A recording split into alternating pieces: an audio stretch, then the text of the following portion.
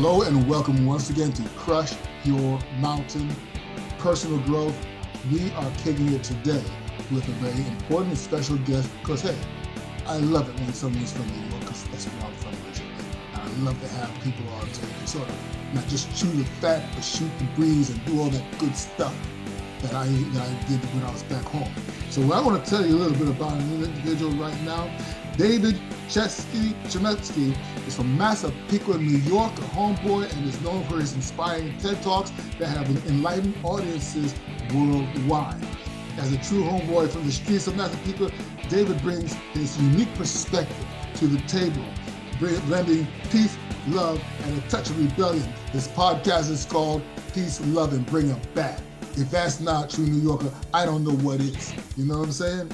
So we're going to check this guy out because he's an amazing individual. I'm your host, Henry Gaskins. If this information is appealing to you, if this information touches you in any way, if David himself lights you up, do me a favor and do David a favor. Hit the like and subscribe buttons, hit the notification bell because we will have more high-powered individuals like David on. And by the way, if you really want to check it out and you're driving, you can watch YouTube, yeah, but don't do that. This is Apple Podcasts as well. And hit the like button there and subscribe as well. Leave a comment anywhere you can. We'd love to hear you. But without any further ado, let's bring him on. David Chametzky, welcome to Crush Your Mountain Personal Growth. How you doing, man? I was looking so forward to this today. Thank you so much for the opportunity. Well, let me tell you what, it's always cool to run into somebody that knows the streets of the city, especially if we're way out in Long Island, or you're way down in the boroughs. I'm kind of straddling both sides. I grew up halfway in North Belmore. I grew up partially in Brooklyn. I grew up partially in Queens. So I'm all over the place. You know what I'm saying? Yeah, no, I know exactly what you're saying. I grew up in Brooklyn. I spent the majority of my life in Brooklyn, and now I've spent a lot of my adult life out here on the island, near Belmore, in Bethpage, in Wantaw, and now I'm in Massapequa. Nice, really nice. I'll tell you what, it's good to have you with us. So, your show is one thing, but I wanted to start with your origin story, so to speak, so people can understand where you come from in terms of your career and what your challenges were. Talk to us a little bit about that. Yeah, so I was born in San Antonio, Texas. That's where I tease a little bit about my accent, but I left when I was 6 weeks old. My dad was in the Air Force. He was just about to get out, honorably discharged in the late 60s. And they came back to New York because that's where my parents grew up. So they were, back to New York, and that's where we grew up. And I lived in a regular blue collar, lifestyle in Sheepshead Bay, and whatever we had, we had. But what we have is also sometimes limitations in our lives, the limiting beliefs that we had, and as parents, we try to do the best we can for our kids, but sometimes we instill the fears that we had, and I had that. So growing up, I thought everything was great, and everything was great. I was blessed in a lot of ways, felt a lot of love, but as challenges start coming in my adult life, my young adult life, you start you start seeing things differently. And I got into a career of corporate America that I just got out of. But you go through challenges. I've been divorced. I have two daughters who I love, and through the challenges, life brings you back, or God brings you back to where you're supposed to be. When I got my bachelor's degree, it was in behavioral sciences, even though I was working in the legal field. And what am I doing now? I'm now working back in the behavioral sciences. I work with people to get their story as strong as possible, overcome those limiting beliefs that we have, and really shift ourselves to that next level. I have a lot of stories in my life about rising out of the ashes. And then once we rise out of the ashes, we need to have a finding. That's where I go into my coaching program on the path. We need to get out of the ashes, walk along our path, and then take our time to soar.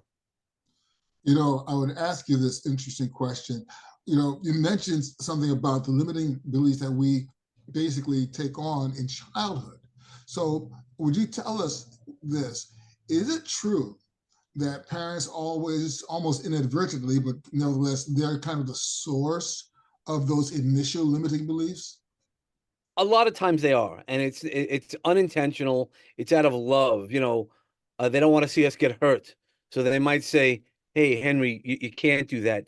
Not because you really couldn't, but because they're afraid that if you fail, what would happen. And that was a lot of the things that happened to me. My parents were loving in their own way.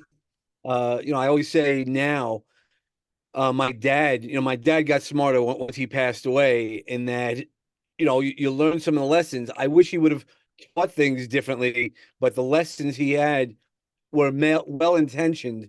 And, that's the challenge. Our intentions are really well intentioned, but it's also how we receive it.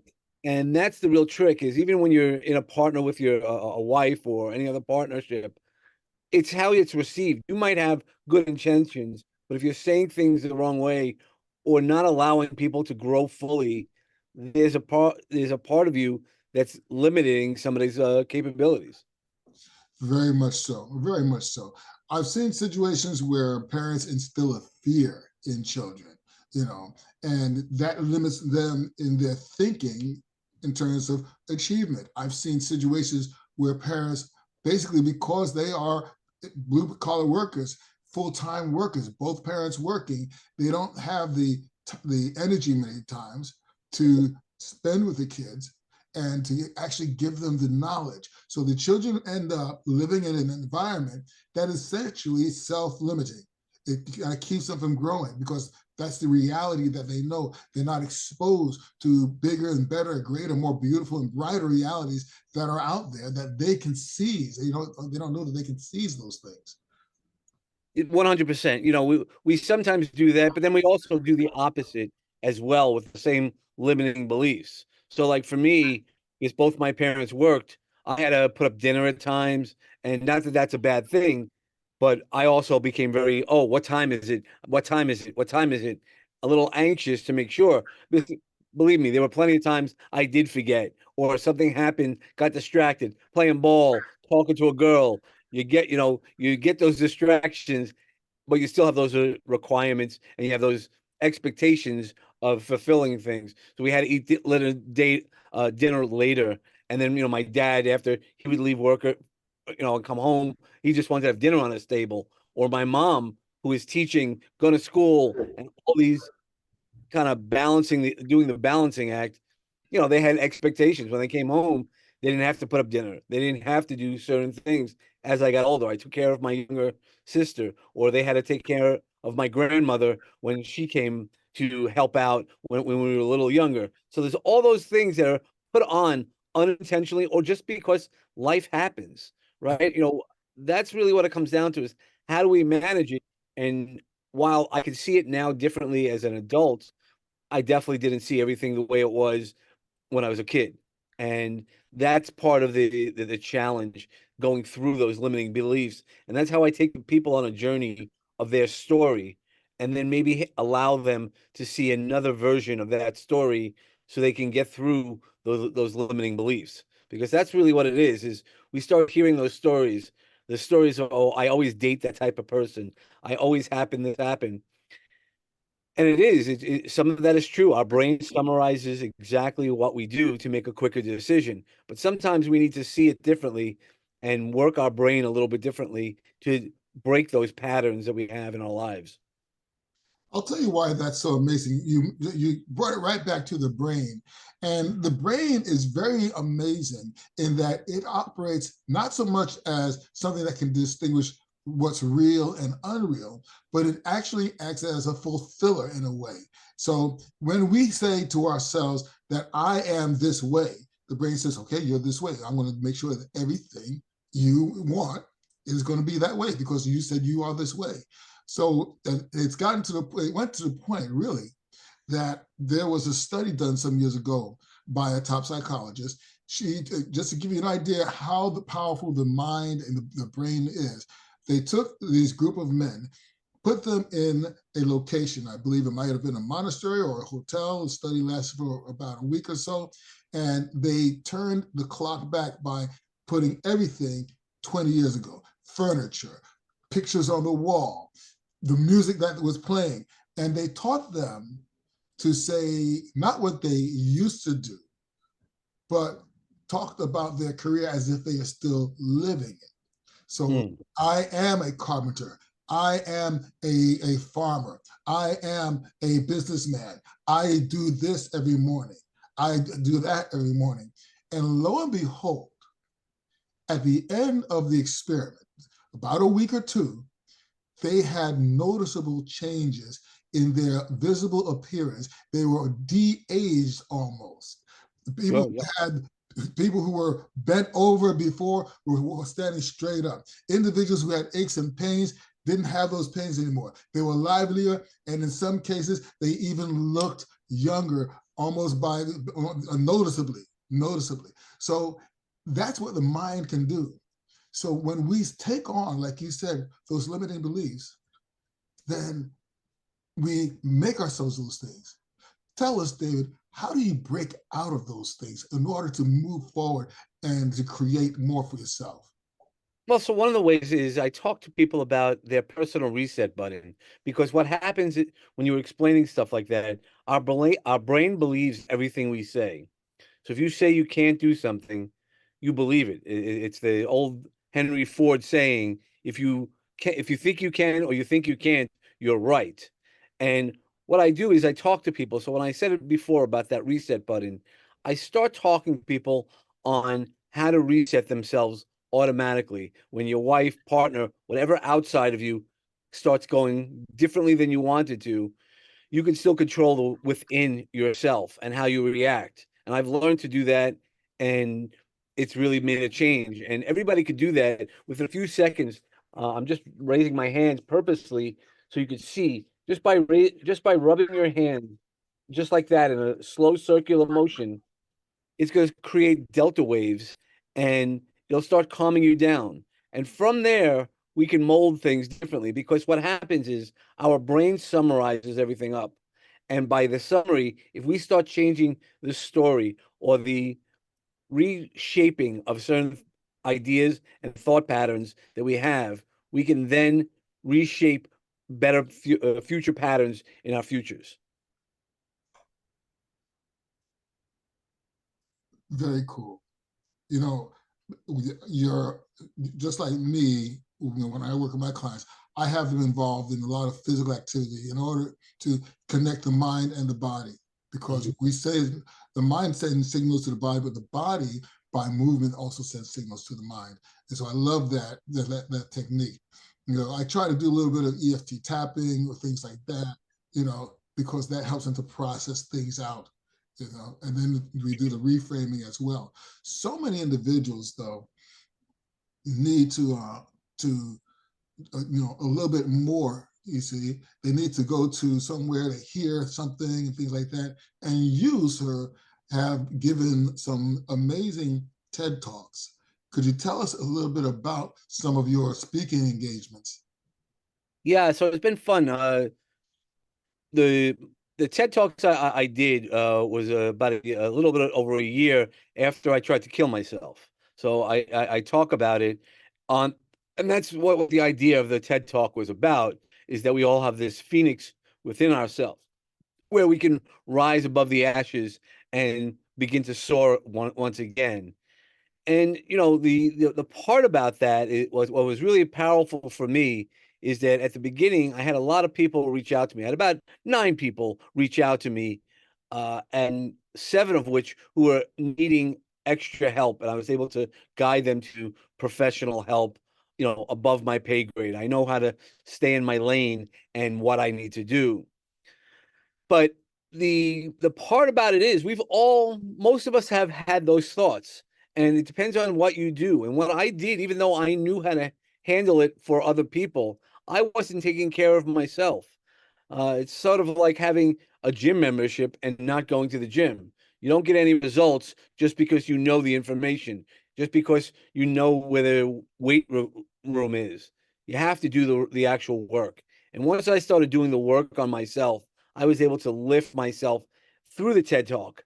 When I got through all the issues that I needed to, I was told during my suicide attempt by an angel basically saying, I need to go back and I need to talk about this. And that's why mental wellness is among the things that I love to talk about, because we all need to speak about it, learn from it, and then make sure we don't go back there. That's the trick, is even if you get into your ashes again, you know how to handle it better. And since that day, I have grown so much and in so many different ways that I've been able to handle a lot of things or a lot of outside world stresses that other people might not have been able to handle because they weren't prepared. I prepared myself for battle. I prepared myself to do what I needed to do to make sure my mental wellness was as strong as possible.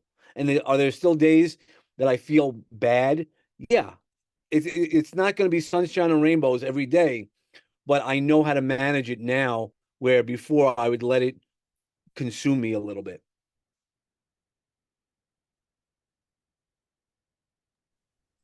That's amazing.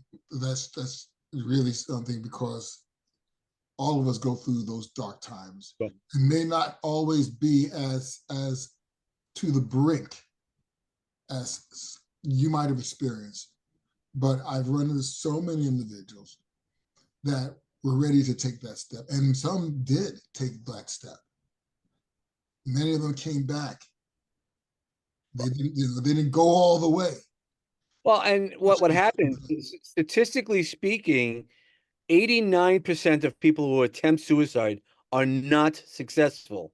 Oh, we hear about all the suicides, and there is way too many people, but it really is statistically 11% of the general population. It's higher in veterans and people because of the use of guns and things like that. So it really is a higher number than we want. And if 89% of us statistically who have attempted it are unsuccessful, we need to find out. We have to go back to that Desmond Tutu uh, quote where people are falling into the river. We don't find out why they're falling into the river. We have to go up the river to make sure that they don't fall in the river anymore. And that's sort of what I do. Is among the things I enjoy working on and talking to, is making sure that people know what it is. That's why I don't always call myself a coach. I call myself as a mentor. I've been through those dark periods. And people have had worse instances. But the thing is,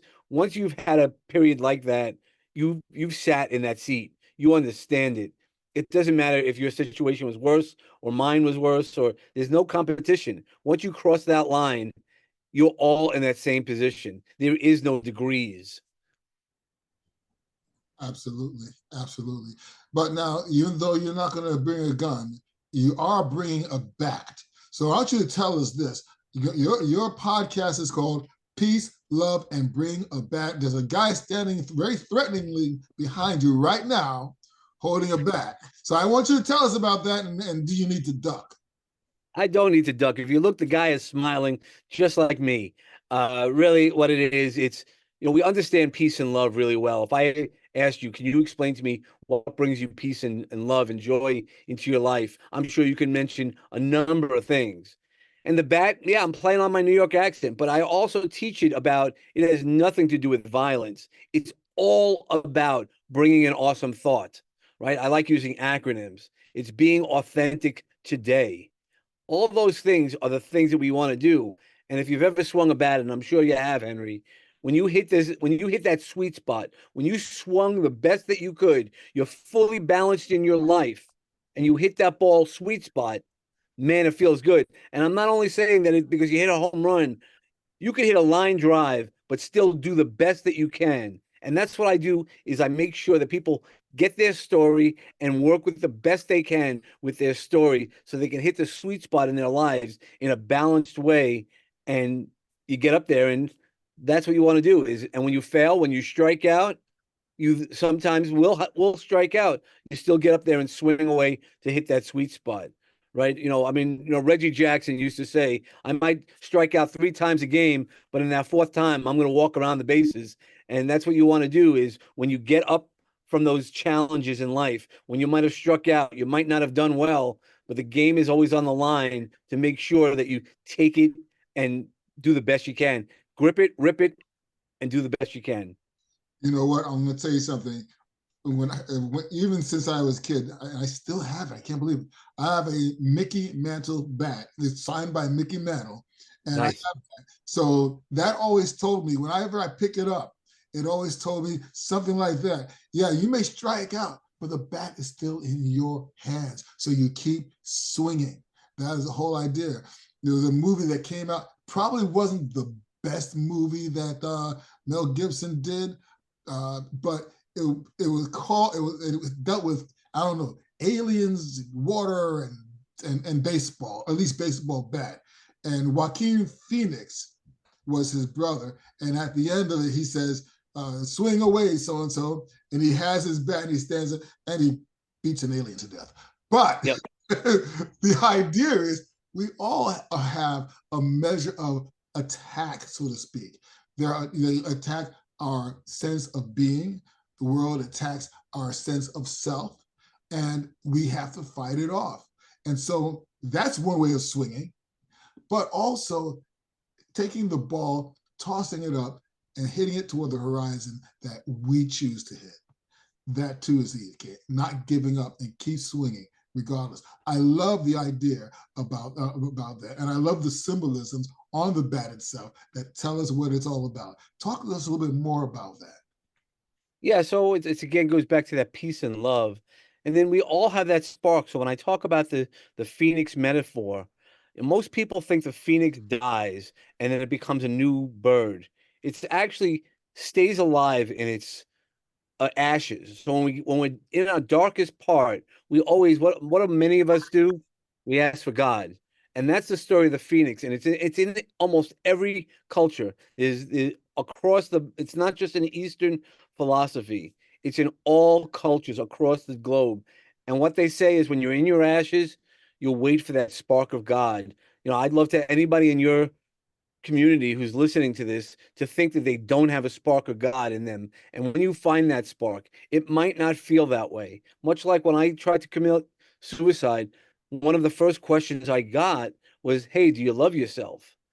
And I didn't know what to answer. It scared me to answer that. And then it scared me because I didn't know the answer. I Mm. can honestly tell you now, I love myself. I don't always like everything I've done, and I try to improve on myself.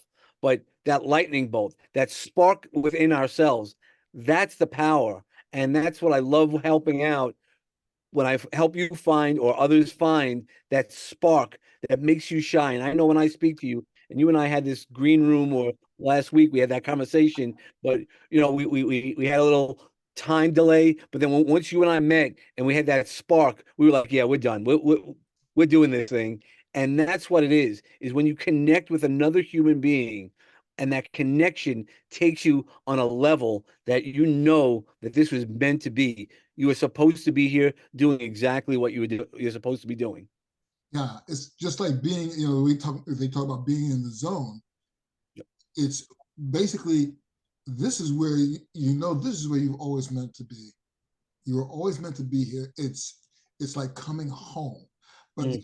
idea is to help individuals home, to come to their own sense of home, so to speak. With Well, there's a famous quote I use all the time about Ram Dass, who is a 1960s mystic, for those who don't know. And he says, "We walk each other home. It mm, might be our journey, but right now, Henry and I are walking each other home for this time, and we'll make other connections in the future. But we're all here today. Whoever's listening to this now, we're walking each other home. We're trying to get some information. And you might have heard some of these quotes before, but you might not have heard it this way. mm, That's the power of hearing this and being around those type of people, because no matter how many times you hear it, you might hear it differently or it touches you differently. Because if you were so like you and I are a little more vintage in age, but I'm sure if I heard some of these things earlier, I would have been like, what the hell? I mean, I tell my kids the story. I know I was 18 and I spoke to an old man at 60, and he's giving me advice. He goes, "Wait, kid, wait till you get out of school, and life is going to go by you." And I'm like, "Get out of here. What do you know?" Man, I wish I could speak to that guy again, because that was real advice he gave me. Because if you see things the same way you do at 18, then at 28 or 38 or 48, you've wasted those years, my friends. You got to keep growing, and that's what life is about. Keep growing, keep thinking, and keep setting goals. It's when we stop setting goals is when we start preparing to die. That is so true. You know, we think about where we are. That's what I work with when it comes to what I do in helping individuals to either lose weight or lower their type 2 diabetes, turn back the time in terms of type 2 diabetes, insulin resistance, or just build some muscles just to maintain and build them, metabolize the glucose effectively. The first idea is to conceive and commit, to refine and rework. So you commit to it, you refine your path, you rework your path, because things are not always a straight line. Things are not always easy, and hardly ever. Then you undertake the task, you get started, and you keep going. You sustain everything you've learned, and you habituate in order to make it a way of life. That is the C.R.U.S.H method, very similar to being on the path. I'll tell you something. That's why I love having you on the show, because the goal is to help individuals move further. The idea is to help individuals to take control of their health, take control of their life, and bring the love to those around them. Elevate everyone. The idea of one ship, okay, or a single tide raises all boats. Yep. That is the idea. So it's a Love it. beautiful thing, man. So tell us a little bit more about the website. It's davidchametzky.com. Tell us a little bit more about that. And I saw some interesting things on there, but give us a rundown in terms of the choices that you offer. Yeah, so I offer individual work. That's where I've always started my work. But recently I've pivoted a little bit. I'm an author. I'm a multiple book author, not only in compilations. I have a bunch of solo books, including a comic book I just launched in January. So there's a lot of things that I do, and I bring people to the way. I help entrepreneurs getting their message, because everybody says we have a message or a brand. I have a way of doing it much differently, where it becomes who you are, not just your job, not just that's why when I talk about everybody thinks about the bat and they're like, oh, violence. And I'm like, no, I want you to see who I am. I'm not about violence. I want you, when we talk about on the path, we have obstacles in our life. We can make the obstacles like your mountain. We can make the obstacles as big as we want. And we could choose to be afraid to kind of go up the mountain, but at times it's better to crush the obstacle, crush the mountain, because at that point, then we can go on our path. I'm a pathfinder. That's the name of my comic book. So that's among the things that you can find on my website, being a pathfinder. I want you to not only follow me or let me guide you. I don't want you to follow me blindly. I want you to guide me, because a real leader doesn't just say, follow me blindly. I want you to question what I do. I want to work with you. And when I work with my clients, I like when they push back, because it makes me see something differently that I might not have seen. And what really happens at the end of the day is the obstacles are crushed, the mountains are crushed, and we soar so much higher, because when we start flying, that's that spark in our eyes that we were talking about earlier. So that's going to bring it to a fitting conclusion. You know what I mean? We're just, this is how you know we're from the same place, folks, because we're just kind of bouncing it off, and we're going in the same direction right away. Let me ask you this, Dave. Okay, the name of your website is davidchametzky.com. But now, where else can people find you if they want to reach out and connect? Well, the great thing is Chametzky is a really unique name. So there aren't too many of us, and there's very few David Chametzkys. So I would tell you, reach out to me. I'm on social media, Facebook, Instagram, LinkedIn, TikTok. So it's all these things of, let's reach out, let's get together. I always give everybody a half hour. I think everybody needs time to understand who I am and what I do, as well as who they are and what they want. Not as a pitch. I don't really like big pitches. I like to get to know people, because I only want to work. I turn away people all the time, because I only want to work with the people who really are intense and want to get what they want to know their story. I don't want to just hear a story of sadness. What are you going to do with it? How are you going to help somebody else with it? Because we're all stronger by lifting each other up. I mean, one of my mentors said, everybody could do something. And by everybody doing something, doesn't matter if you have money or you don't have money. We all could be. Another New York thing is my charity is Goons for Good. We can help everybody just by knowing a guy. Exactly. Exactly. So, hey, I know a guy. His name is David Chametzky. Okay. So, you know what? I'm going to tell you, my friend, it's been amazing having you. Okay. I think the energy in this studio, I'll be able to just shut these lights out or cut the cable, and the energy will just keep the lights on. We just could cut the Chametzky power, you see, and it's that cool to have you with us. We're going to be talking a little bit more as time goes on, because I want to learn a little bit more about what we can do to work with each other. But in the meantime, I've got one more question. You kind of touched on it before, so we're going to circle back to that. David Chametzky, what does it mean to you to crush your mountain?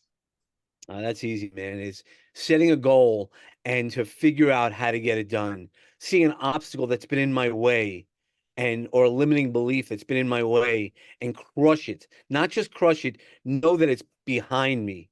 And when I talked about that touching method, it's almost like watching a horror movie in the dark when you're going through those dark periods.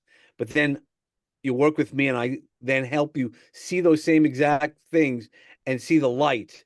And that's what crushing the mountain is getting through those obstacles and not letting it hold you back anymore. No matter how high you climb, you can crush the mountain, getting up to the top. And we have one more second, I'd love to tell you a story. I once went hiking. When I got divorced, I went hiking with a friend of mine who was not physically fit. We were hiking a mountain, and that's why I want to bring it up. We were hiking Nevada Falls in Yosemite, and he was pushing himself, perseverance. And I said, hey, look, I know you're pushing yourself. Don't get to the top. Guess what? He pushed himself to the top. He told me in a couple of language that we might have heard on the ball fields of Brooklyn or Queens. And he said, I'm going to get there. And you want to know something? That's what crushing the mountain means. Not only making goals that you think you need to do for life, but you know what's in your heart. The goals that you need to do, that's what crushing the mountain is. It's not that the mountain disappears. It's crushing it because you know you've overcome the mountain that you thought couldn't be moved. Excellent. Hey, man, he said it all. I'm just going to shut everything down and we're going to leave. Good night, folks. It's been real. But listen, that's the whole thing. I tell everybody when it comes to dealing with your health or just dealing with things in life. I have clients that actually were on. I have one child who was actually on 5 different medications. And there was a terrible thing for him. He's now off of those. He has to take one out of absolute necessity, but all the others he's free of, and his life is moving forward. He's crushing it by just making more mature choices and moving forward in life. You see, his responsibility is growing as time goes on. Each individual that we deal with has their own challenge, has their own mountain. My job, your job, what we do is we help them, we show them how to hold the pickaxe. We show them how to hold the sledgehammer. We show them how to keep chipping at it until they see the light at the end of the tunnel. And that's what I want to encourage everyone to do. Choose your path. Stay on your path. Find yourself, either myself that can help you or someone like David that will help you to stay on your path. Grab that pickaxe, keep chipping away until you see the light at the end of the tunnel. We have so many more high-powered people that are coming up in the near future. We hope you stay with us on this journey, and we have some events that we'll be working on. We're in the springtime right now. It's a beautiful time of year, so we'll be resurrecting the whole forest bathing events, and I really encourage you to inquire about that, because this is not something for the faint of heart, but it's not something that's for the milquetoast folks. This is something that helps you connect with the trueness that you are. You are a natural being. There's nothing artificial about you. And therefore, being connected to nature, being connected to gravity, to feel the energies around you, is something that is a natural thing that can help you in your health, balance your own personal growth. Even at the end, we have a gratitude practice. So there's a lot going on just in that short space of time. We encourage you to look into that. In the meantime, as I always say, friends, don't just climb the mountain, crush it. And I'll see you next time. David, man, it has been such a blast. Thank you, sir. Thank you so much. It was great. I appreciate you so much.